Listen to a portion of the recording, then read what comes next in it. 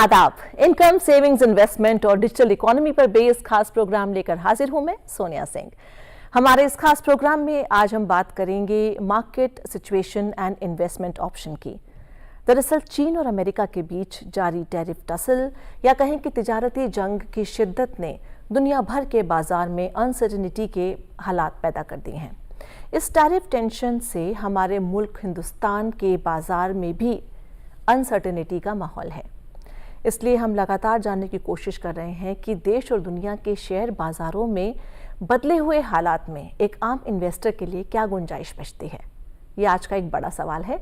इसी पर बात करने के लिए हमारे साथ दो खास मेहमान मौजूद हैं। हमारे साथ हैं वेल्थ मैनेजर सिद्धार्थ शर्मा और साथ ही है जाने माने strategic business planner Amit Saurabh. आप दोनों का हम अपने प्रोग्राम में वेलकम करते हैं। सिद्धार्थ, आपसे शुरू करेंगे। अभी हमने देखा कि 2 अप्रैल एक ऐसी तारीख थी जिसका डर पूरे बाजार को लग रहा था, शेयर बाजारों को दुनिया भर में लग रहा था, और हुआ भी यही। लगातार एकदम से हमें फॉल देखने को मिला। हालांकि पिछले 6-7 महीनों से हम लगातार देख रहे हैं कि जो हमारे इन्वेस्टमेंट्स हैं उनके रिटर्न्स अच्छे नहीं हैं। अभी तक शायद वो बाय प्राइस भी नहीं आया है कई शेयरों में। तो ऐसे में अब जब एक पॉज हो गया है 90 डेज का, जो टैरिफ को लेकर जो एक तलवार लटकी हुई थी, वो अभी लग रहा है थोड़ा सा अभी स्टैच्यू के मोड में है। तो ऐसे में क्या आपको लगता है कि अब थोड़ा सा बाजार यहाँ पर संभल सकते हैं और जो इन्वेस्टर इसमें फंसे हुए हैं, यही कहा जाएगा, क्योंकि अभी कई लोगों ने दोबारा भी इन्वेस्ट करने की कोशिश नहीं की कि पता नहीं शायद और नीचे चले जाएं, तब हम इन्वेस्ट करेंगे, तब हम उसको एवरेज करेंगे। क्या करेंगे अभी इन्वेस्टर? देखिए, जो ग्लोबल अनसर्टेनिटी का जो एक वेव है वो काफ़ी टाइम से चल रहा है। इनफैक्ट प्रेसिडेंट ट्रम्प का जब इलेक्शंस में वो नियुक्त हुए थे और वो जब प्रेसिडेंट बने थे, तो ये एक फियर था ग्लोबली कि क्या वो जो एक ट्रम्प टैरिफ्स दोबारा लौट कर आएगा। बिकॉज उनका जो फर्स्ट जो कार्यकाल था जब वो प्रेसिडेंट बने थे, तब भी टैरिफ्स को लेकर काफ़ी प्रॉब्लम आ रही थी। डी ग्लोबलाइजेशन के इश्यूज काफ़ी कुछ सुनने में आ रहे थे। बट प्रॉब्लम ये हुई इस बार कि जैसे ही वो आए, उन्होंने देखा कि जो यूएस का डेट है वो बहुत ज़्यादा बढ़ गया है और उसको कम करने के लिए उन्होंने अलग अलग हथकंडे अपनाने स्टार्ट किए, जिसमें से येस डेफिनेटली ट्रम्प टैरिफ एक बहुत बड़ा एक ग्लोबल एक इवेंट रहा है, जो कि शायद आज से 20-25 साल बाद वर्ल्ड पूरा इस इवेंट को देखकर, जिसको कहते हैं एक ब्लैक स्वान इवेंट टाइप, वैसा एक सिनेरियो क्रिएट हुआ जहाँ पे एकदम यूएस प्रेसिडेंट ने डिफरेंट कंट्रीज पे अलग अलग टैरिफ्स लगाने स्टार्ट कर दिए। कुछ एग्जाम्पल के तौर पे मैं बताऊंगा, लाइक यूनाइटेड किंगडम्स के अगेंस्ट 10% लगाया, यूरोपियन यूनियन के अगेंस्ट भी 26% के आसपास लगाया, जापान के अगेंस्ट 25% लगाया, इंडिया के अगेंस्ट 26% लगाया, और चाइना के अगेंस्ट तो प्रोग्रेसिवली एक के बाद एक 10%, फिर 26, फिर 51 करते करते आज आई थिंक 154% तक का एक टैरिफ की बात करी है। इससे एक ग्लोबल अनसर्टेनिटी क्रिएट हो गई। और अनसर्टेनिटी किस चीज़ को लेकर क्रिएट हुई? अनसर्टेनिटी इस चीज़ को लेकर क्रिएट हुई कि अब ट्रेड एंड टैरिफ्स के अब ट्रेड किस तरीके से मूव करेगा, movement of goods and services कैसे होगा, जो जनरली जहाँ developed economy generally developing economy की सहायता लेती थी in terms of services. Like for example आज अगर इंडियन इकोनॉमी में देखा जाए तो IT services is a major export oriented services, जहां इंडिया सब एक्सपोर्ट करती है। लेट्स से अगर आज आईटी सर्विसेज के अगेंस्ट अगर टैरिफ लग जाएगा तो इंडिया के पास जो एक कॉम्पिटिटिव एज है, India will lose that edge. Similarly ये जो इतना टैरिफ लगा, इससे जो एक कॉम्पिटिटिव एज है एक डिफरेंट कंट्रीज की, उन्होंने वो लूज किया। इससे ग्लोबली, इकोनॉमिकली एंड जियोपॉलिटिकली एक ऐसा सिनेरियो आया कि इन्वेस्टर्स काफ़ी असमंजस में पड़ गए कि अब क्या, और हुआ भी ऐसा ही। जब सेकेंड अप्रैल को जब ओवल हाउस से जब वो एक रिपोर्ट आई जहां टैरिफ को लेकर बात आई, सारी countries, all the countries of the world has reacted in a negative manner. और उसके क्या रिएक्शंस आए? Japan lost 10%, China lost 10%, India lost 4.5%, और इनफैक्ट जो एक यूरोपियन यूनियन के कंट्रीज हैं उनके भी जो स्टॉक मार्केट है वो बहुत ज़्यादा गिरे। और इनफैक्ट कुछ कंट्रीज में तो लोअर सर्किट तक लग गया, मार्केट्स थोड़े टाइम के लिए फ्रीज हो गया। वो इसलिए फ्रीज हो गया क्योंकि मार्केट एब्जॉर्ब नहीं कर पा रहा था वो डाउनफॉल।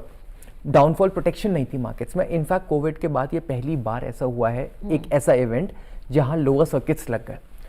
तो इससे ग्लोबली इन्वेस्टर्स काफी एक परेशान स्टेट में आ गए। उनको ये लगा नाउ व्हाट टू रिएक्ट, अब नेक्स्ट टैरिफ क्या होगा, उससे क्या इंपैक्ट आएगा, क्या इनफैक्ट अगर मैं इंडिया को लेकर खासकर बात करूं तो इंडिया में तो एक बहुत असमंजस का एक माहौल बन गया था कि अगर आईटी सर्विसेज, जो India is one of the biggest exporter of IT services, जो इंडिया का एक स्पाइनल कॉर्ड है इन टर्म्स ऑफ एक्सपोर्ट्स, अगर उस पर लग गया टैरिफ तो यूएसपी है। यस, तो फिर वो जो इतना बड़ा एक जो एनआरआई पॉपुलेशन है जो आज यूएस में बेस्ड आउट है, जस्ट बिकॉज इंडिया एक बहुत कॉम्पिटिटिव कंट्री है जो आईटी सर्विसेज प्रोवाइड कर रही है, फिर क्या होगा? क्या वो लोग वापस आएंगे? आप स्टॉक मार्केट्स तो छोड़िए, उससे भी बड़ी बड़ी क्वेश्चंस आ गई कि क्या वो जो एम्प्लॉयज है वो उनको वापस बुलाना पड़ेगा, इंडिया की जो एक कॉम्पिटिटिव एडवांटेज है वो लूज करेगा, इंडिया का मार्केट शेयर जो वर्ल्ड में है वो कम होगा, क्या जो कंपनीज हैं जो इंडिया में एस्टैब्लिश हैं वो वापस यूएस चले जाएंगी? तो there were lot and lot of questions. Unfortunately India की आईटी सर्विसेज बच गई, as a result of which India का जो एक फॉल जो देखा गया वो कम देखा गया। बट इसका मतलब ये नहीं है कि ग्लोबल अनसर्टेनिटी खत्म हो गई, ग्लोबल अनसर्टेनिटी तो उतनी ही बढ़ी हुई है। और इनफैक्ट प्रोग्रेसिवली जब से चाइना ने रिटेलिएट करना स्टार्ट किया है वो अनसर्टेनिटी और बढ़ती गई। चाइना ने अपने काउंटर जो एक टैरिफ्स हैं उन्होंने लगाया, उन्होंने बोला दैट हम लोग अगर एक कंसेंचुअल डिस्कशन हो यूएस और चाइना के बीच में, then we can come to a suggestion. लेकिन एक आप आर्बिट्री तरीके से अगर आप एक टैरिफ्स पे टैरिफ्स लगाए जाएंगे, so this is leading to a disturb global order. ठीक है, तो हम ये चाइना और यूएस के जो ट्रेड रिलेशंस हैं इनका इंडिया पर क्या इम्पैक्ट होगा उस पर हम बात करेंगे। लेकिन हमें तभी आपके पास आते हैं, हमें जैसे अगर हम एसआईपी की बात करें, म्यूचुअल फंड्स की बात करें, तो एसआईपी स्टॉपेज रेशियो तो बढ़ा है, लेकिन फिर भी हमने देखा है कि जो मंथली एसआईपी इनफ्लोज हैं वो काफ़ी अभी भी रोबस्ट हैं।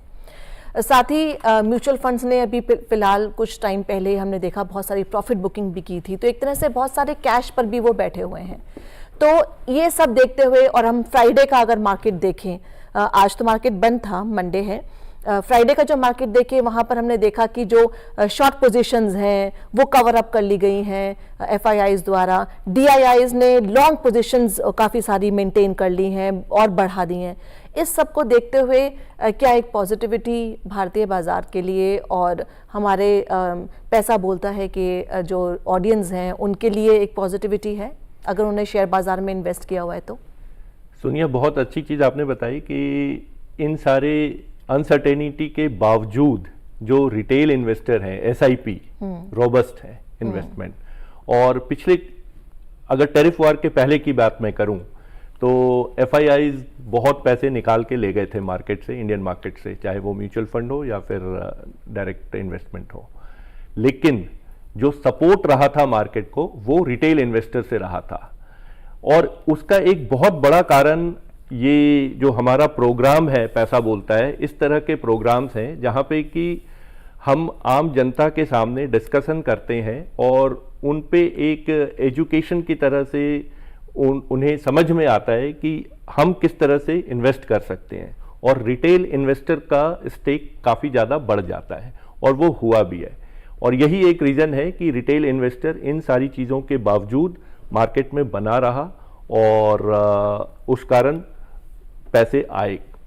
अब टैरिफ वॉर के कारण हर कोई डरा हुआ है, अनसर्टेनिटी की सिचुएशन है जैसा सिद्धार्थ ने बोला, और वो अभी रहेगी। ऐसा नहीं है कि 90 दिन का एक ब्रेक लग गया है तो ये सारी चीज़ अब रिजॉल्व हो गई, सब ठीक हो गया, ऐसा नहीं है। सिचुएशन अभी इसी तरह की कंफ्यूजिंग बनी रहेगी।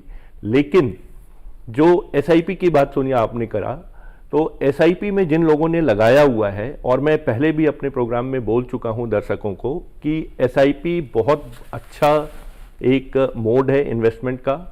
मार्केट जब नीचे गिरता है तो उसका एडवांटेज आपको बहुत ज़्यादा मिलता है, क्योंकि उस समय आप एक सस्ता तो मैं नहीं कह सकता हूं, लेकिन यूनिट्स परचेज अगर म्यूचुअल फंड में लगा रहे हैं तो ज़्यादा परचेज कर सकते हैं। और जब मार्केट रीबाउंड होगी, ऊपर जाएगी, और जैसा कि हम जानते हैं कि अल्टीमेटली मार्केट ऊपर ही जाती है जिगजैग मोड में, तो उस वक्त आपको ये बहुत बढ़िया रिटर्न देकर जाएगी।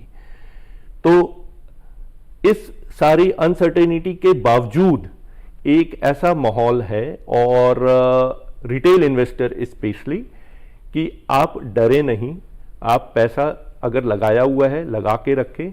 एक चीज बिल्कुल ध्यान दें कि पैसा आप पेनी स्टॉक्स में ना लगाएं, एक ब्लू चिप कंपनीज में लगाएं।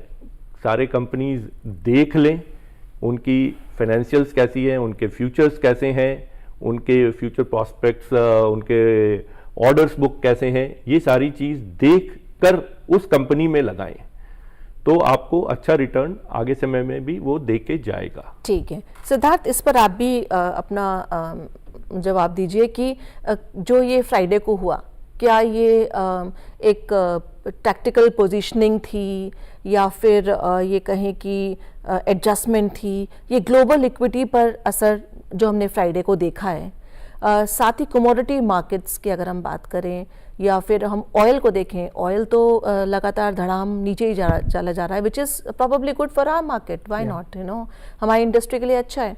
और साथ ही गोल्ड एकदम से ऊपर जा रहा है। तो ये सब जो हो रहा है, ओके शेयर मार्केट नीचे जाएगा तो गोल्ड ऊपर जाएगा, इस सब को देखते हुए आपकी क्या सलाह रहेगी हमारे इन्वेस्टर्स के लिए? गुड क्वेश्चन, बट इससे पहले मैं एक चीज़ और बोलना चाहूँगा इन्वेस्टर्स को, जो आपने पहले क्वेश्चन रखा SIP के स्टॉपेज को लेकर। इन्वेस्टर्स को ये समझना बहुत ज़रूरी है कि SIP as an instrument best work करती है जब वॉलेटाइल मार्केट्स होती है, और उसके पीछे कारण ये है कि SIP is nothing but a rupee cost averaging mode. वो एवरेज करती रहती है, क्योंकि मार्केट्स तो जैसे सर ने बताया कि एक जिगजैग मोड में जा ही रहे हैं। अगर आप उस जिगजैग मोड में जब आप SIP के थ्रू जब आप इन्वेस्टमेंट करते हैं, तो आपके जो यूनिट्स परचेज होते हैं वो बहुत ज़्यादा हो जाते हैं। तो इन्वेस्टर्स को, क्योंकि और आपका पैसा एक साथ नहीं लग रहा है कि आपको इस बात का डर है कि अरे अभी मार्केट्स और नीचे गिर जाएंगे या ऊपर बढ़ जाएंगे, SIP इन अनसर्टेनिटीज को कम करने में बहुत सक्षम है। इसलिए इन्वेस्टर्स अगर SIP रोक रहे हैं इस टाइम जस्ट बिकॉज उनको ये लगता है कि ग्लोबल अनसर्टेनिटी का माहौल बना हुआ है, तो वो ऐसा ना करें। You should not be driven by your emotions. इस समय लॉजिक का जो एक प्ले है वो बहुत इंपॉर्टेंट है। आज पूरी इंडियन मार्केट्स का जो एक स्पाइनल कॉर्ड है वो एक SIP है। आज जो 25,000 करोड़ की जो एक SIP बुक जो एक डेवलप हुई है, वो इसलिए हुई है क्योंकि रिटेल इन्वेस्टर्स और स्पेसिफिकली वो जो सैलरीड क्लास हैं, जो एक चंक में बहुत पैसा इन्वेस्ट नहीं कर सकते, वो छोटे छोटे ट्रेंचेस में SIP के माध्यम से इन्वेस्टेड कैपिटल मार्केट्स में अपना पैसा इन्वेस्ट कर रहे हैं। तो अगर इन्वेस्टर्स SIP बंद कर रहे हैं तो वो एक गलत डिसीजन है इस समय, स्पेसिफिकली तब जब वैल्यूएशंस चीप हो गई हैं, मार्केट्स वॉलेटाइल हैं, और आपको ये भी पता है कि इंडिया का जो 10 इयर्स रोलिंग रिटर्न का जो एक फिगर्स है वो 12% है। तो मार्केट्स तो बढ़ जाएंगी, आपको ये देखना है कि आपको किस लेवल तक अपना संतुलन बनाए रखना है। जहां तक बात करी आपने फ्राइडे की, मार्केट्स ने जो फ्राइडे को एक टर्न लिया था जहां पे डिफरेंट मार्केट्स ने अलग अलग तरीके से बिहेव किया था। इनफैक्ट अगर मैं बोलूं तो उसके एक दिन पहले जब US मार्केट ने 14% तक का रिजल्ट दिया था, जहां पे एकदम मार्केट शूट अप कर गया था जब उन्होंने 90 डेज का मोरेटोरियम लगाया था ट्रेड टैरिफ्स पे। इंडियन मार्केट्स क्योंकि उस समय बंद थी एक दिन के लिए, फिर जब खुला तो फिर हमारा अप्रॉक्सीमेटली 1.45% के आसपास हम खुले। तो ये एक टैक्टिकल कॉल है, डेफिनेटली एक टैक्टिकल कॉल है। आप इन टैक्टिकल कॉल्स को आप इन अपने पोर्टफोलियोज के अंदर ले सकते हैं और अपना इन्वेस्टमेंट कर सकते हैं। और जहां तक आपने बोला कमोडिटी मार्केट्स के लिए, यस, कमोडिटी मार्केट्स भी नीचे गई थी, और उसके जो नीचे जाने का रीजन वो है कि जो major controller of the commodity markets है वो चाइना है। और क्योंकि उसके जब आप मेटल्स पे, स्टील पर, एल्यूमिनियम पे अगर आप टैरिफ्स लगा देंगे तो बाय डिफॉल्ट है free flow of the movements of these basic commodities hamper होंगी। तो as a result of which commodity markets में भी एक डाउनटर्न देखा गया था, but at the same time stock markets ऊपर गया था। गोल्ड इनफैक्ट मुझे पता याद फर्स्ट टाइम अपने करियर में मैं देख रहा हूं जहां पे स्टॉक मार्केट्स और गोल्ड एक साथ नीचे गए थे कुछ दिन पहले। जनरली ऐसा होता नहीं है, otherwise it's always an inverse relation, stock market नीचे जाता है तो गोल्ड ऊपर होता है। बट फ्राइडे को हमने देखा कि गोल्ड ने दोबारा से अपना पीक आउट किया बिकॉज अनसर्टेनिटीज एक बनी हुई थी। So as a result of which काफी सवाल ये भी इन्वेस्टर्स ने पूछा कि क्या अभी गोल्ड खरीद लें, गोल्ड अपने हायर प्राइस लेवल पर है। आपको ये देखना बहुत ज़रूरी है कि अगर आप कोई भी, चाहे वो कमोडिटी हो, चाहे वो मार्केट हो, आप कहीं भी एंटर कर रहे हैं तो आप ट्रेंचेस में एंटर करें। आप एकदम बहुत बड़ा पैसा इन्वेस्ट ना करें, पहली चीज़। जहाँ तक आपने ऑयल को लेकर बोला, सो this is the most comforting factor. Oil के जो दाम है वो नीचे गिरते जा रहे हैं, और इनफैक्ट ऑयल का दाम एक लेवल तक तो गिरना एक कंफर्टेबल सिचुएशन में रखता है। जब ऑयल का दाम बहुत ज्यादा नीचे गिरता है तो वो एक ग्लोबल ऑर्डर को एक डिसऑर्डर के स्टेट में कन्वर्ट करता है। That is the first sign कि हम एक स्लो डाउन के स्टेट में जा रहे हैं। अगर ऑयल एक लेवल के बाद नीचे गिरता है, ये हुआ है, कोविड में भी हुआ है, जब फ्यूचर्स ऑलमोस्ट जीरो लेवल पर, ₹0 पे ट्रेड कर रहे थे ऑयल के, और ये सिचुएशन अब आई है जहां ऑयल के दाम ड्रास्टिकली नीचे गिर रहा है। तो ये काफी कुछ ये दर्शाता है कि ग्लोबल ऑर्डर इस समय संतुलन में नहीं है। एक डिसऑर्डर की एक स्टेट, एक पैनिक की स्टेट, एक एंजाइटी की स्टेट बनी हुई है, जहां जियोपॉलिटिकल लेवल, जहां इकोनॉमिकल लेवल्स, इन लेवल्स पे सिचुएशंस काफी ऐसी है जहां अनसर्टेनिटी बनी हुई है। क्योंकि जब चाइना रिटेलिएट करेगा तो यूएस रिएक्ट करेगा, जब यूएस रिएक्ट करेगा तब चाइना रिटेलिएट करेगा, तो उससे जो मेजर इंपैक्ट आएगा वो मैन्युफैक्चरिंग पे आएगा। Manufacturing has a direct correlation with oil. तो ये एक रीजन रहा है जिसके कारण एक अर्थव्यवस्था काफी उथल पुथल में आई हुई है। और ये सिर्फ इंडिया के कंपैरिजन में नहीं है, इनफैक्ट मुझे तो ऐसा लगता है ये जो यूएस और चाइना के बीच में जो ट्रेड वॉर चल रहा है उसका जो बिगेस्ट बेनिफिशियरी है वो इंडिया है। इनफैक्ट कैसे? क्योंकि पॉइंट बहुत सिंपल है कि बहुत सारी जो कंपनीज हैं वर्ल्ड की, they are just planning to move out of China, क्योंकि उनको लगता है अगर इतना स्ट्रॉन्ग ट्रेड टैरिफ लग जाएगा चाइना के अगेंस्ट तो China is not a competitive country. वैसे ही उनका जो लेबर कॉस्ट था वो बढ़ रहा था, अब टैरिफ्स भी अगर लग जाएंगे तो जो चीज ₹100 की मिल रही है आज वो ₹151 की मिल रही है। तो rather than fighting against the sovereign country, it is better कि आप अपना एक प्लांट चाइना से निकालकर कहीं और स्टैब्लिश कर लीजिए जहां पे कॉम्पिटिटिवनेस अभी भी बनी हुई है। तो ये तो एक इंपॉर्टेंट रीजन है। और एक जो सबसे ज्यादा इंपॉर्टेंट ये है कि जो इंडिया की जो मेजर स्पाइन है, मैंने बताया जो फार्मा है या आईटी है, वो अभी भी ट्रेड टैरिफ के जो एक खौफ या डर से अभी भी बची हुई है। तो as a result of it Indian markets are still in a better state compare to the other markets of the world. तो अनसर्टेनिटी है, और साथ ही जिस तरह से सिद्धार्थ ने बताया, जिस तरह से हमें अमित ने बताया, एक चीज़ यहाँ पर मैं भी ऐड करूँगी जो कि हम लगातार आपको पैसा बोलता है मैं बोलते रहते हैं, बताते रहते हैं, रिपीट करते रहते हैं हम ये बात, ताकि आप बार बार इसको सुने और समझें कि जब भी आप कोई मोबाइल ख़रीदना चाहते हैं या फिर आप कोई अपार्टमेंट ख़रीदना चाहते हैं, आप हमेशा उसमें डिस्काउंट मांगते हैं, कोशिश करते हैं कि 10% मिल जाए, 15% मिल जाए, 5% ही मिल जाए। तो शेयर जब या गोल्ड अगर इतना हाई है तो इतने हाई लेवल पे खरीदने का मतलब ही नहीं बनता। जब वो डिस्काउंट में होगा हम उसको तब खरीदेंगे। तो अमित, यहाँ पर जिस तरह से अनसर्टेनिटी की बात कही जा रही है, अगर चाइना यूएस में टैरिफ वॉर हो रहा है तो उसका फ़ायदा भारत उठा सकता है।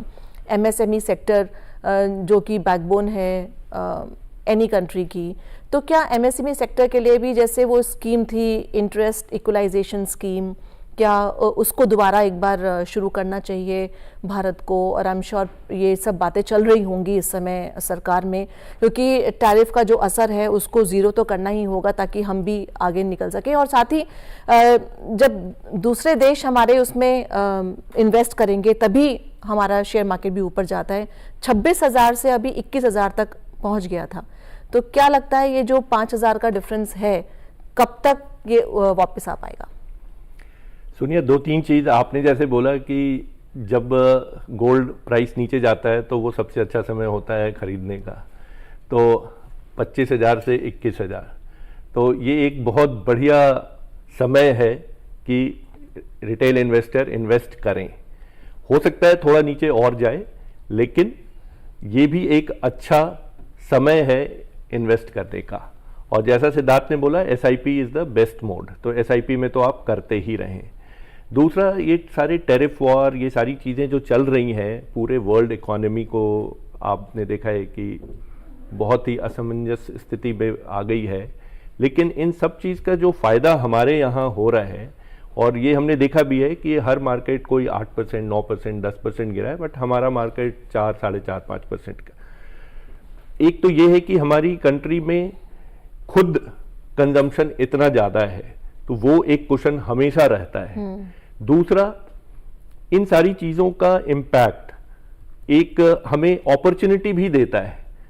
सिद्धार्थ ने भी अभी बात किया कि बहुत सारी कंपनियां इंडिया में आना चाहती हैं, और उसका केवल tariff is not the only reason. दूसरा ये रीज़न है कि हमारे यहाँ एक स्टेबल आज परिवेश है, पॉलिटिकल अगर मैं बात करूं तो उसका भी एक बहुत बड़ा असर होता है बाहर से जो इन्वेस्टर्स आते हैं। ऐसा नहीं है कि आज अगर कोई पॉलिसी है तो हो सकता है 1-2 साल में चेंज हो जाए। स्टेबिलिटी का एक बहुत बड़ा देखने को मिलता है हमें कि आज जो पॉलिसी है शायद उसी लाइन पे थोड़े लंबे समय तक चलेगा सारा कुछ, और ये सारा चीज एक कॉन्फिडेंस बिल्ड करता है किसी भी इन्वेस्टर को, किसी कंपनी को, किसी भी देश में एक बड़ा इन्वेस्ट करने के लिए। और ये एक बहुत अच्छा समय है जहां पे कि बाहर से इन्वेस्टर्स अब शायद आएंगे और यहाँ अपनी फैक्ट्रियां लगाएंगे। उसका जो सीधा सीधा फायदा एक तो हमारी इकॉनमी पे पड़ेगा ही, रोजगार भी बढ़ेगी, लोगों के पास डिस्पोजेबल इनकम बढ़ेगा, और वो इनकम फिर से मार्केट में जाएगा। तो ये एक साइकिल की तरह काम करेगा, और ओवरऑल पूरा एक हम देखेंगे कि एक दूसरे के पूरक होंगे, और उसका रिजल्ट ये होगा कि हमारी इकॉनमी और ज़्यादा बूम करने के चांसेस आएंगे। बस आपने वर्ड बोल दिया रिजल्ट, तो उसी से नेक्स्ट क्वेश्चन है कि अब अर्निंग रिपोर्ट्स भी आनी शुरू हो जाएंगी। तो अब अगर हम देखें last April year on year की अगर बात करें या फिर लास्ट क्वार्टर की भी अगर बात करें, तो नेचुरली मुझे लग रहा है कि शायद इस बार अपस्विंग होगा, बेटर रिजल्ट्स होंगे, एक पॉजिटिविटी आएगी, क्योंकि जितना भी लॉस मेकिंग था वो मार्च एंड या फाइनेंशियल ईयर तक खत्म हो चुका होगा। तो क्या उसका भी असर पड़ेगा? ये बहुत इंपॉर्टेंट रीज़न है। इनफैक्ट जो Q4 क्वार्टर 4 के जो रिजल्ट्स आने की जो प्रिडिक्ट किया जा रहा है वो काफ़ी बेटर प्रिडिक्ट किया जा रहा है। इसके पीछे 2 या 3 कारण है। सबसे पहले तो ये है कि क्वार्टर 2 और क्वार्टर 3 में एक्चुअली एक इलेक्शन ईयर था, एक इलेक्शन फेज था। इलेक्शन फेज में जनरली सरकार बहुत ज़्यादा इसलिए नहीं खर्च कर पाती है क्योंकि उसे अपने मैनिफेस्टो और उन सब चीज़ों में भी पैसा एक डिप्लॉय करना होता है, तो डेवलपमेंटल एक्टिविटीज़ थोड़ी कम हो जाती हैं, जिसके कारण आपका जो एक डेलीगेशन या मैं क्या बोलूँ, जिस तरीके से पैसे को एक परकुलेट जो किया जाता है वो कम होता है। उसके कारण क्या होता है, कंपनीज को कम पैसा मिलता है इन्वेस्ट करने के लिए। So as a result of it वो मल्टीप्लायर इफेक्ट इकोनॉमी में आ नहीं पाता है, क्योंकि अब एक तो इलेक्शंस खत्म हो चुके हैं, सरकार के पास काफ़ी पैसा है जो वो डिप्लॉय करना चाहती है, जो उसने करना भी स्टार्ट किया है कुछ स्टेट्स में जहां वो अपने एब्सोल्यूट मेजॉरिटी में आ गई है। तो बाय डिफॉल्ट है जो क्वार्टर 4 के जो रिजल्ट्स हैं, जो अर्निंग सीजन के जो रिजल्ट्स आने वाले हैं वो मच बेटर आएंगे respect to quarter 2 and quarter 3। एक तो ये एक बहुत इंपॉर्टेंट रीजन है जो एक हरी झंडी देता है इस चीज को लेकर कि अगर अर्निंग सीजन के रिजल्ट्स बेटर आएंगे तो मार्केट्स भी बेटर परफॉर्म करेंगे, क्योंकि मार्केट्स थोड़ा सस्ता हो जाता है, टेक्निकली हम लोग उसको पीई लेवल से एक नापते हैं। एक और जो बहुत इंपॉर्टेंट रीजन है वो ये है कि क्योंकि हमने एक नए फाइनेंशियल ईयर में एंटर कर दिया है, और नए फाइनेंशियल ईयर में जो फाइनेंस मिनिस्टर ने जो एक नया टैक्स रिजीम जो बताया है जिसमें 12 लाख तक का जो एग्जेम्पशन है, ये एक बहुत बड़ा एक लैंडमार्क एग्जीक्यूटिव ऑर्डर रहा है जो एक डिस्पोजेबल इनकम इन्वेस्टर्स के हाथ में बहुत ज्यादा रखेगा, और उससे उनका एक कंजम्पशन पावर बढ़ेगी, और वो कंजम्पशन जब बढ़ेगी जो कि अगेन इंडिया की एक बैकबोन है कंजम्पशन, उससे भी इन्वेस्टमेंट्स बहुत ज्यादा बढ़ेंगे। क्यों? क्योंकि डिस्पोजेबल इनकम बढ़ेगी। जैसे ही डिस्पोजेबल इनकम बढ़ेगी, लोग ज्यादा इन्वेस्ट करेंगे, ज्यादा खर्च करेंगे, ज्यादा circulation of money in the economy होगी। So as a result of it markets उसको पॉजिटिवली लेंगे। तो आपने ये जो 2 ग्रीन पॉइंट्स जो टच किए हैं, एक तो न्यू टैक्स रिजीम और एक जो क्वार्टर 4 के जो रिजल्ट अर्निंग सीजन है, ये दोनों बहुत इंपॉर्टेंट रोल प्ले करने वाले हैं इंडियन मार्केट्स को एक इंप्रोवाइज करने के लिए। इसके अलावा मैं एक और भी चीज बोलना चाहूंगा कि इंडियन गवर्नमेंट ने ऑलरेडी काफी स्टेप्स लेना स्टार्ट कर दिया है इस ट्रेड टैरिफ के गाज को रोकने के लिए। उसने FTA साइन करने स्टार्ट कर दी हैं with different countries of the world. India ने आज यूके के साथ FTA साइन कर दिया है, साउथ अमेरिका के साथ कर रहा है, साउथ ईस्ट एशियन ऑस्ट्रेलिया के साथ कर रहा है, सो दैट वो आज अपने एक्सपोर्ट्स को डाइवर्सिफाई कर सके। बहुत ज्यादा यहां तक बात हो रही है कि जहां जो ट्रेड हो रहा है वो रुपीज में हो, not in terms of dollars, so that आज कल को अगर कोई यूएस अपनी हेजेमनी को इतना स्ट्रॉन्ग स्ट्रेंथन करने के लिए सिर्फ डॉलर को लेकर अगर वो ऊपर नीचे करता है तो इससे जो जनरल इकोनॉमीज है वो अफेक्ट ना हो। तो ये जो इंडियन मार्केट्स या इंडियन गवर्नमेंट का जो एक रुझान रहा है जहां वो फ्री ट्रेड एग्रीमेंट्स कर रहा है, एक तरफ तो डीग्लोबलाइजेशन की हम बात कर रहे हैं इन थ्रू ट्रम्प टैरिफ्स, और एक फ्री ट्रेड एग्रीमेंट जो हम साइन कर रहे हैं जिससे free flow of the movements of goods and services होगा, उससे एक बहुत इंपॉर्टेंट कॉन्सिक्वेंस ये निकल कर आएगा कि जो यूएस की तरफ जो एक्सट्रीम लेवल ऑफ डिपेंडेंसी थी वो थोड़ी कम हो जाएगी। तो मतलब अमित, इसको out of the box thinking ही बोलेंगे भारत सरकार की, क्योंकि डिपेंडेंट ना रह के यूएस पर और उनकी एक छींक पर और यहाँ जुकाम हो जाए वो सबसे दूर अब रहना पड़े, तो उस चक्कर में आप FTA साइन कीजिए और अपना एक सेफ पैसेज दूसरी तरफ भी रखिए। डॉलर की बात करी सिद्धार्थ ने, डॉलर इंडेक्स काफ़ी गिरा फ्राइडे को, तो उसका क्या इम्पैक्ट, क्योंकि जब डॉलर इंडेक्स गिरता है तो अपना मार्केट बढ़ता है, हमने ये देखा है। तो आने वाले टाइम में भी हम क्या डॉलर वर्सेस INR में डिफरेंस देख सकते हैं, क्योंकि अभी तो काफ़ी हाई गया है। आने वाले दिनों में जो मेरा पर्सनल व्यू है कि हो सकता है डॉलर्स, अगर मैं इंडियन रुपीस से कंपेयर करूं तो जो कि अभी काफ़ी ज़्यादा बढ़ा हुआ है वो कम हो। और उसका एक रीज़न मुझे और भी दिखता है कि अभी पिछले कुछ सालों में हमने देखा है कि सरकार बाहर से काफ़ी सोना अपना इंपोर्ट बाहर से लाकर अपने पास जमा कर रही है। उसके अलावा जो गोल्ड बॉन्ड्स वगैरह भी हैं तो उसके थ्रू भी अपना जो गोल्ड स्टॉक्स हैं वो बढ़ा रही हैं। तो ये मुझे एक इंडिकेशन दिखाता है कि ये इंडिकेशन है शायद फ्यूचर में डॉलर्स के प्राइस कम होने के, और इसका इम्पैक्ट हर तरह से होगा, पॉजिटिव भी होगा, नेगेटिव भी होगा। अगर एक्सपोर्टर्स हैं जैसे हमारे यहाँ, या फिर सॉफ्टवेयर में जहाँ पे कि हमारी मोनोपोली है एक तरह से हम कह सकते हैं, तो उन पर भी एक इम्पैक्ट पड़ेगा। अब वो आने वाले दिनों में अगर डॉलर के प्राइस कम होंगे, अब वो शायद निगेटिव पड़े, बट ओवरऑल इकोनॉमी को वो एक पॉजिटिव इम्पैक्ट देके जाएगा।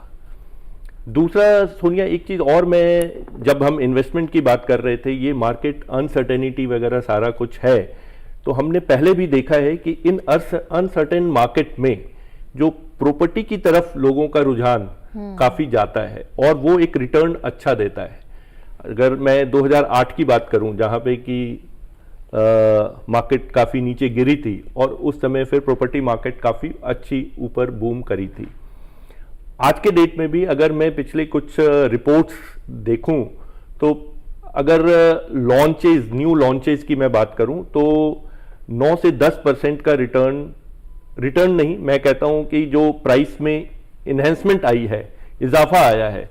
अगर एक साल पहले एक कोई प्रॉपर्टी 10,000 रुपये स्क्वायर फीट बिक रही थी तो आज वो शायद 11,000, 11,500 स्क्वायर फीट के रेट से बिक रही है। और अगर सही लोकेशन पे ले ली और आसपास कोई बाईपास गुजर रहा है फिर तो मतलब आप करोड़ों में बात कीजिए उसकी। और दूसरा चीज देखने में, ये सुनने में लगता है कि ये तो केवल 10-15%, 12% का इजाफा हुआ, लेकिन अब जब आप अगर अंडर कंस्ट्रक्शन प्रॉपर्टी खरीदते हैं तो मैं एक सीधा सा उदाहरण देकर समझाना चाहूंगा अपने दर्शकों को कि 1 करोड़ की प्रॉपर्टी आज आपने खरीदी।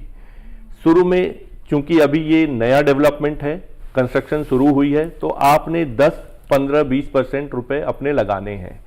उसके बाद 10-15% शायद लोन पे आप लेंगे। तो अगर 1 करोड़ की प्रॉपर्टी में आपने 10 लाख रुपए तो अपना लगाया, 20 लाख रुपए लोन ले लिया विद इन 1 ईयर, 1 साल में, तो आपका इन्वेस्टमेंट 10 लाख रहा और 20 लाख रुपए जो आपने लोन लिए हैं उस पे 1 साल का ब्याज अगर मैं बात करूं तो 2 लाख रुपए बनता है। तो टोटल आपने 12 लाख रुपए लगाया। अगर 1 साल के बाद यही प्रॉपर्टी, जो कि स्टडीज बता रहे हैं कि 10-12% पे इजाफा हुआ है, तो 1 करोड़ 10 लाख की बिक रही है। अब अगर आपने ये प्रॉपर्टी बेचा तो आपने लगाया था 12 लाख, आपको मिला 22 लाख, तो रिटर्न आप कैलकुलेट कर लें। तो ये देखने में तो लगता है कि 10-12% का केवल इजाफा हुआ है, लेकिन एक्चुअल अगर रिटर्न की मैं बात करूं तो काफी अच्छा रिटर्न देके जाता है। तो ये भी एक अच्छा विकल्प हो सकता है आपके लिए इस असमंजस वाली स्थिति में, जहां पे कि आप डायरेक्ट शेयर मार्केट में जाएं। जी, इजाफा तो होता है सिद्धार्थ, लेकिन आपका इन्फ्लेशन पर क्या राय है? क्या मतलब अभी जो ये सब चल रहा है, जो अनसर्टेनिटी चल रही है, जो टैरिफ वॉर्स चल रहे हैं, शेयर मार्केट नीचे गया, रियल एस्टेट बढ़ रहा है, सोना बढ़ रहा है, मतलब अगर हम इन्फ्लेशन, हालांकि इन्फ्लेशन के फिगर्स आते रहते हैं, so I mean, but in the long run क्या लगता है आपको? इन्फ्लेशन एक बहुत इंपॉर्टेंट डिटर्मिनेंट होता है एक इकोनॉमी के ग्रोथ के को डिसाइड करने के लिए। इनफैक्ट थोड़ा सा ये आपने ना बहुत ही एक पेन पॉइंट टच किया है। अगर मैं 3 से 4 साल पहले जाऊं, कोविड के टाइम जब ओवर प्रिंटिंग ऑफ मनी हुई थी यूएस में, उसका सबसे बड़ा कॉन्सिक्वेंस था इन्फ्लेशन, उसका जो रिजल्ट था। उस इन्फ्लेशन को रोकने के चक्कर में central banks all across the world अपने इंटरेस्ट रेट्स बढ़ा रही थी। यूएस में इन्फ्लेशन इस तरीके से बढ़ रहा था कि सरकार समझ नहीं पा रही थी कि अगर हमने और ज्यादा इंटरेस्ट रेट बढ़ा दिया तो क्रेडिट डिफॉल्ट्स आ जाएंगे, कंपनीज डिफॉल्ट करनी स्टार्ट कर जाएंगी। उसका इम्पैक्ट इंडिया में भी था, जैसे आपने कहा when US sneezes India catches cold, ये बात बिल्कुल सही है, और उसका इम्पैक्ट इंडिया में भी था। और उसके कारण आज जो इंटरेस्ट रेट्स जो साइकिल थी बैंक्स की, वो बढ़ती जा रही थी एक पॉइंट ऑफ टाइम के बाद तक। अब पिछले कुछ टाइम में हम एक बिनाइंग इंटरेस्ट रेट सिनेरियो के मोड में गए। ये टर्म बहुत ज्यादा कॉमन है न्यूज में, जहां इन्फ्लेशन ऑलमोस्ट कंट्रोलेबल स्टेट में जा रहा था। इंडिया की भी इंटरेस्ट रेट जो इन्फ्लेशन है वो कंट्रोल में जा रहा था, और उसका जो कॉन्सिक्वेंस ये हुआ कि इंडिया ने इंटरेस्ट जो रेपो रेट है या फिर जो इंटरेस्ट रेट है वो कम कर दिए, 25 बेसिस पॉइंट कम किया और 25 बेसिस पॉइंट कम किया, क्योंकि ये तभी कर सकती है जब इन्फ्लेशन कंट्रोल में हो। अगर इन्फ्लेशन कंट्रोल में नहीं है तो उसको पैसा खींचना पड़ेगा मार्केट से। वो कैसे खींचेगी? जब वो अपने इंटरेस्ट रेट्स बढ़ाएगी। बट यहां inflation both WPI and CPI, WPI is a wholesale price index and CPI is a consumer price index, दोनों के दोनों जो पैरामीटर्स थे वो कंट्रोलेबल बैंडविड्थ 5 से 6% के बीच में ट्रेड कर रहे थे। As a result of which interest जो इन्फ्लेशन साइकिल था वो कंट्रोलेबल था। प्रॉब्लम यहां तक तो नहीं है, प्रॉब्लम आई ट्रेड टैरिफ्स के बाद। जैसे ही ट्रेड टैरिफ्स आया तो जो यूएस एक इन्फ्लेशनरी साइकिल से गुजर रही थी, जिसके कारण उसने इंटरेस्ट रेट बढ़ाए, एक पॉइंट ऑफ टाइम के बाद वो जैसे ही कंट्रोल में आया उसने अपने इंटरेस्ट रेट्स कम किए। Now because of trade tariffs एक नया टर्म स्टार्ट हो गया, वो है stagflation, which is stagnation plus inflation. ये एक सबसे खतरनाक एक इकोनॉमी का एक पहलू होता है, जो इन्फ्लेशन से भी ज्यादा खतरनाक होता है, क्योंकि इसमें इन्फ्लेशन तो है ही और स्टैग्नेशन भी है। एक इकोनॉमी बढ़ ही नहीं पा रही है। इनफैक्ट इसका कारण यह है, लोगों के मन में यह बैठ जाता है कि नहीं, अभी तो इसके दाम और गिरेंगे, आप अभी इसको नहीं खरीदिए, और उसके कारण एक रिसेशनरी ट्रेंड्स और स्लो डाउन आना स्टार्ट होता है।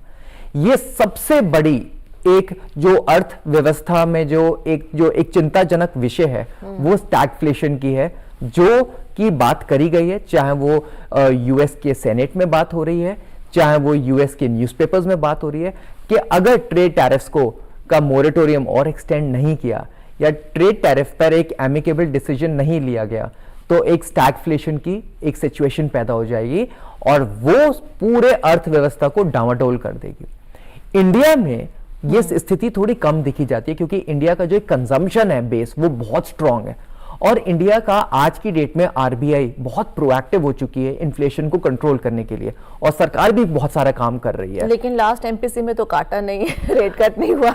इनफैक्ट अभी जो 25 बेसिस पॉइंट का जो रेट कट हुआ है रिसेंटली, वो इसलिए हुआ था बिकॉज अर्थव्यवस्था डावाडोल स्टेट में जा रही थी। उन्होंने बोला the first step towards all these things is कि आप पैसे को सर्कुलेट करो मार्केट में, और वो कैसे करोगे? इंटरेस्ट रेट को काट के। ये एक बहुत बड़ा रीजन है जिसके कारण एक एमपीसी की चीजों को लेकर बात करी गई है।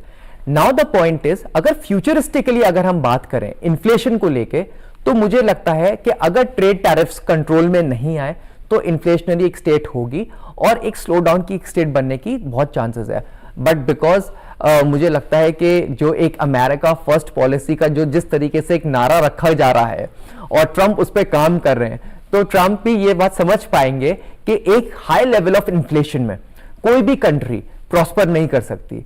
तो आई एम श्योर एक एमिकेबल डिसीजन आ जाएगा जिसके कारण इन्फ्लेशन भी कम हो जाएगा और जो एक सुचारू तरीके से free flow of the goods and services जो होती है वो कंट्रोलेबल स्टेट में मूव करेगा।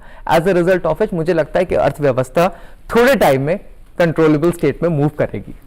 बिल्कुल, बहुत इंटरेस्टिंग डिस्कशन हो जाती है अगर हम यहाँ पर मेक अमेरिका ग्रेट अगेन वाली बात करें और मेक इन अमेरिका वाली बात करें, तो इंडिया का पर्सपेक्टिव काफ़ी अलग था। इंडिया में भी मेक इन इंडिया शुरू किया मोदी जी ने, लेकिन उसके लिए पहले पूरा होमवर्क करके उसका पूरा फ्रेमवर्क बना के उसके बाद उसको लॉन्च किया गया।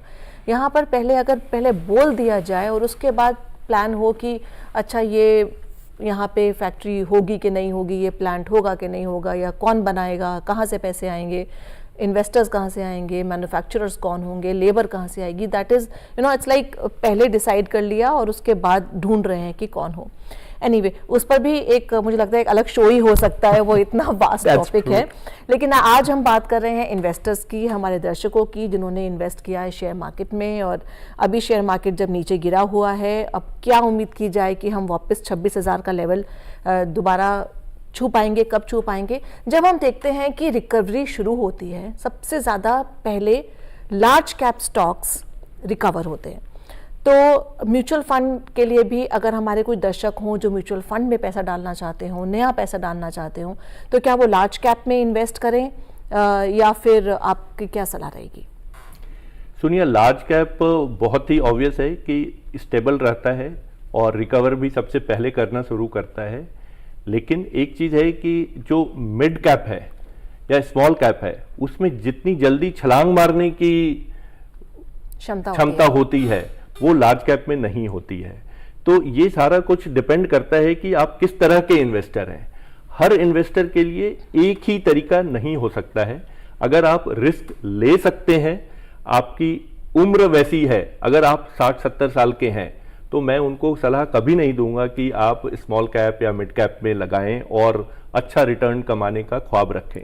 लेकिन अगर आप 25-30 साल के हैं तो आप ये रिस्क ले सकते हैं कि मिड कैप स्मॉल कैप पे आप लगा सकते हैं आज के डेट में। लेकिन जरूर देख लें कि कंपनी की बैकग्राउंड क्या है, कंपनी की फ्यूचर प्रोस्पेक्ट्स क्या हैं, ये सारी चीज़, उसके फाइनेंशियल्स कैसे हैं, स्ट्रांग है नहीं है, उसका एक्सपोजर टू यूएस मार्केट कैसा है, आज ये भी देखना बहुत ज़्यादा ज़रूरी है। क्योंकि अगर एक्सपोजर टू यूएस मार्केट है तो अभी अनसर्टेन है बहुत ज़्यादा। हो सकता है सब चीज़ ठीक हो जाएगा तो बहुत अच्छा रिटर्न आपको मिल सकता है, लेकिन 90 दिन के बाद अगर फिर कुछ एडवर्स न्यूज़ आई तो उसका उल्टा इम्पैक्ट भी हो सकता है। तो जो अगर आप एक स्टेबल रिटर्न चाहते हैं कि धीरे धीरे आए लेकिन बढ़े, तो लार्ज कैप में लगाना हमेशा अच्छा होता है। जी सिद्धार्थ, ऐसे में एक्सपोजर की जब बात की अमित ने कि एक्सपोजर टू यूएस कम हो उन कंपनीज में आप ट्राई करो, तो कौन से ऐसे सेक्टर्स हैं जहां पर एक्सपोजर अपना कम है? फार्मा में हम सोच रहे थे कि कोई टैरिफ नहीं लगाए तो चलो वहां पर इन्वेस्ट कर दिया जाए, लेकिन वो भी अभी अनसर्टेन है क्योंकि कोई एक नई स्टेटमेंट आ जाती है और उसके बाद फिर से बैक टू स्क्वायर वन वाली सिचुएशन हो जाती है। तो मुझे लगता है जहां तक आपने एक्सपोजर की बात करी है, इनफैक्ट आप मुझसे आपको सवाल ये पूछना चाहते हैं कि इंडियन मार्केट्स में कौन कौन से ऐसे सेक्टर्स हैं जहां पे एक्सपोजर ज्यादा है फार्मास को लेकर, जो डूज एंड डोंट्स होता है ना, कभी कोई negative list and positive list की हम बात करते हैं। तो सबसे पहले मुझे लगता है जो सबसे वल्नरेबल जो एक सेक्टर है वो है IT and IT enabled services, क्योंकि आज इंडिया की जो एक अर्थव्यवस्था है, जो मैक्सिमम एक्सपोर्ट जो होता है वो आईटी सर्विसेज में होता है। और अगर आईटी सर्विसेज में अगर कोई भी टैरिफ्स या कुछ भी लगता है तो इंडियन मार्केट्स में एक बहुत इंपैक्ट पड़ेगा। क्यों? क्योंकि फाइनेंशियल्स के बाद आईटी सर्विसेज का मैक्सिमम एक्सपोजर है with in the capital markets in India, पहली चीज। दूसरी चीज, एक फार्मा एक बहुत इंपॉर्टेंट सेक्टर है जो काफी वल्नरेबल है, और जहां पे इनफैक्ट अगर टैरिफ्स लगते हैं तो इंडियन मार्केट्स में बहुत बड़ा इंपैक्ट पड़ने वाला है, because India is primarily known for its generic drugs all over the world.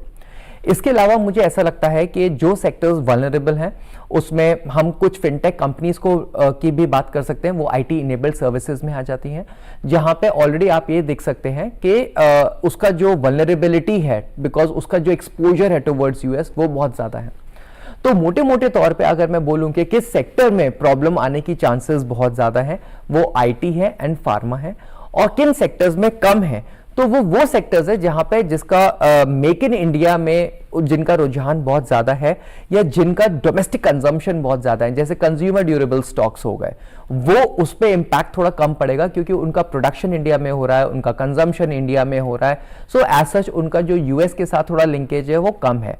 या फिर अगर बात करी जाए आज की डेट में कि डिफेंस में काफ़ी सारे ऐसी कंपनीज हैं जहां मेक इन इंडिया के अंदर प्रोडक्शन हो रहा है, और वो इनफैक्ट एक्सपोर्ट्स भी कर रहे हैं to the other parts of the world other than US, वहां पर भी थोड़ा कम इंपैक्ट पड़ेगा।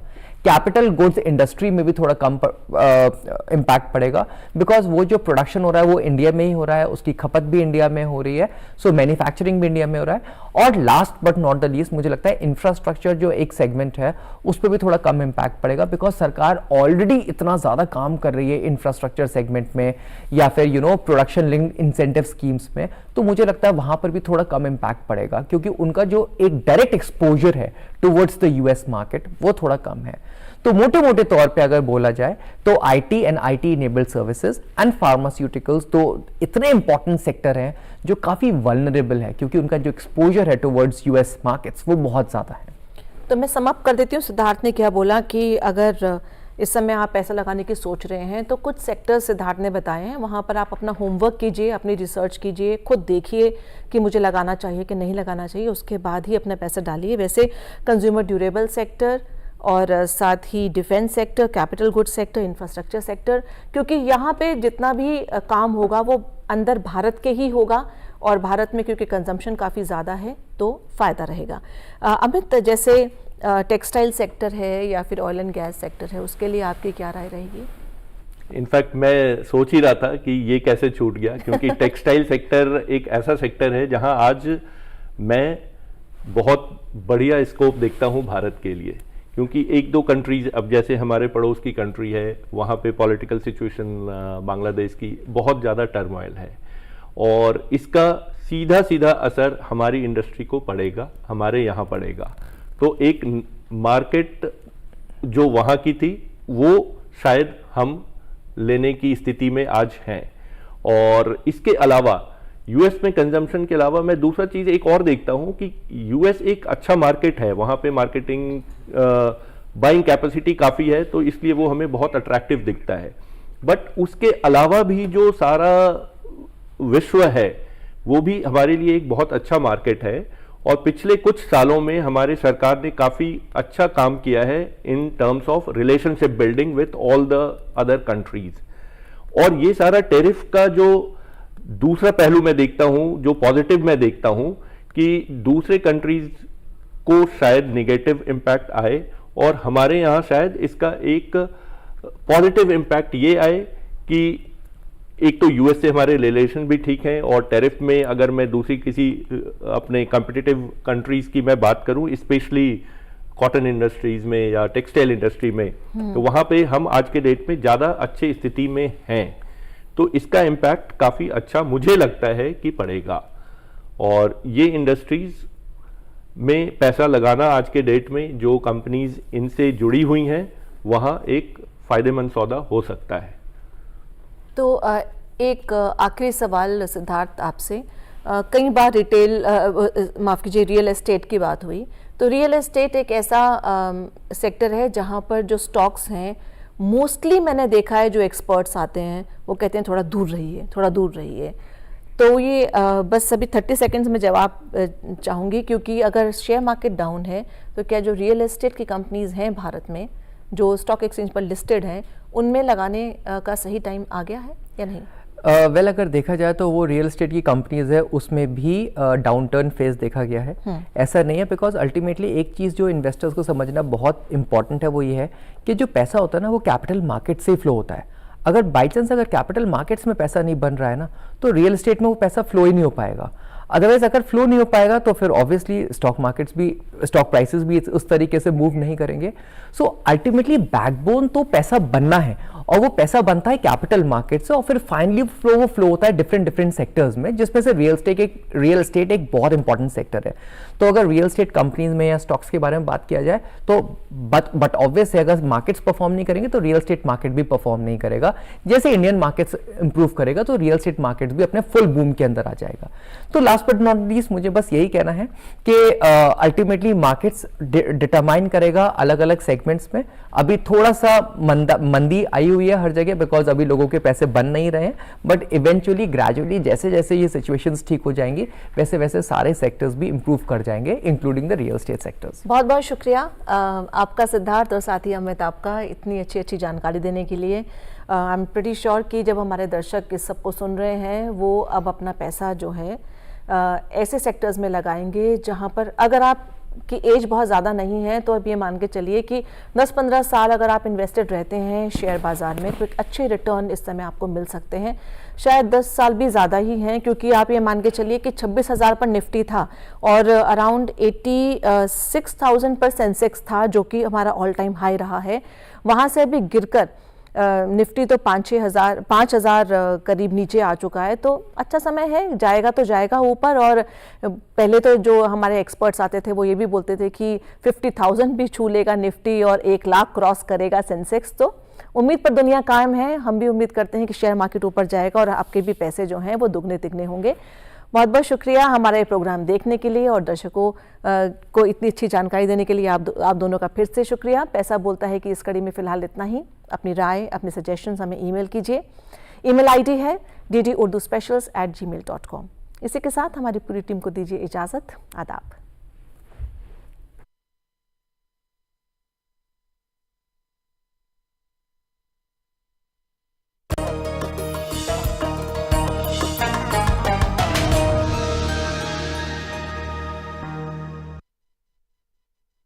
पहचानते हो? हाँ अम्मा, जानते हो कौन लाया? बिंदु।